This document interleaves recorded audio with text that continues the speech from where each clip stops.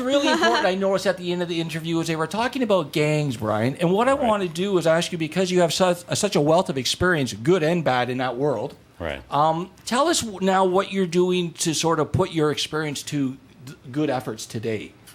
Well, it's been my understanding for quite a long time now that, for instance, let's take Toronto, because I'm familiar with it and I've got a project here in Toronto that relates to neighborhoods that are in trouble. We've got about 240 neighborhoods in Toronto. Toronto is an absolutely spectacular city. 13 of these neighborhoods are called by the city, they're called neighborhoods of concern. And what does that mean? These are neighborhoods where kids are falling through the cracks. There's a lot of fatherless children in these neighborhoods who go out and create a Lord of the Flies kind of thing. For sure. You see, Robert Bly, the great poet, said that all young men need an older man to admire and to appreciate what they're doing and to encourage them.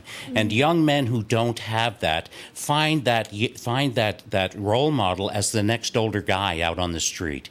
And as I said, the Lord of the Flies is formed. Such right? a great And comparison. so they become the gangs. And they become the gangs that control the neighborhoods. They become and the foot soldiers of the gangs. And these kids are in trouble, and they need to find something else to do. Yep. So what we've done, and I've put together a plan in Toronto. It's called Shouting Out, and we talk about shouting out. I love Okay, it. so shouting out is what? I've got in each of these 13 neighborhoods, I've put together 4 kids in each of these neighborhoods. These kids are in trouble. These kids are one foot on the banana peel and the other foot heading towards jail. Yeah. Yes. And so what we're doing is we're putting cameras and equipment in the hands of 4 kids in each of these neighborhoods. They're going to go back into their neighborhoods for a month and shoot their story for us. Awesome. I'm saying to them before they go out, what are you afraid of? And a lot of them say, I'm not afraid of nothing. and okay, so go back and shoot that for me. But if you have fears and if you have concerns for your future, tell us about it and tell us what you can do about it and what we can do about it as well. Because I'm looking... It's a great project. I want to be informed about the lives of these kids, so that if I have that information, I'm further equipped to help them move away from the life that they're living. And if we can show them that they are totally capable of beginning and middling and ending something other than a drug deal, such as these 13 crews are going to create what we call mobisodes. So they're going to create 13 mobile phone episodes. They'll be distributed on mobile phones, and they'll be set up on a very interactive website, so that each neighborhood... Or Toronto J. Or Toronto. And each neighborhood will be able to tune into the website, will be able to see clips being uploaded every day of the month that they're shooting. That's We'll incredible. upload little clips. And here's something else that's going to happen with it. There are going to be 6 professional crews following these 13 crews.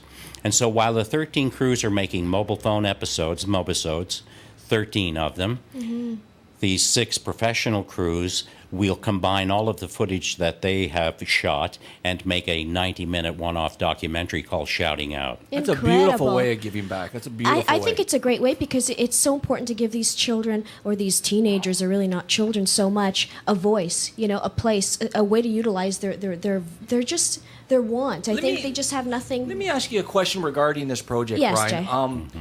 Because of your experience in the underworld, do you think you would have been getting the same respect, even if they give you any respect, if you had no knowledge or no experience? Like, do you think they would just look at you and go, yeah? Like, Well, you see, it's one thing to tell somebody to do something, and I never heard that in my life. I was told so often to do or not do something.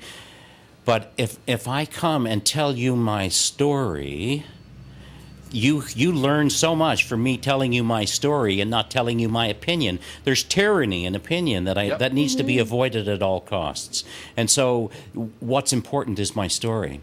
And if I tell you my story and lay it out there, what I'm telling you is these are the choices I made. These are the consequences of the choices I made. And so what I want you to hear is this. If you're doing something similar, chances are something similar is going to be the consequence of that choice, similar to my consequences. There you go. Is that Perfect. a price you're Yep. willing to pay? And too often these kids say, no, it isn't. That's not a price I'm willing to pay.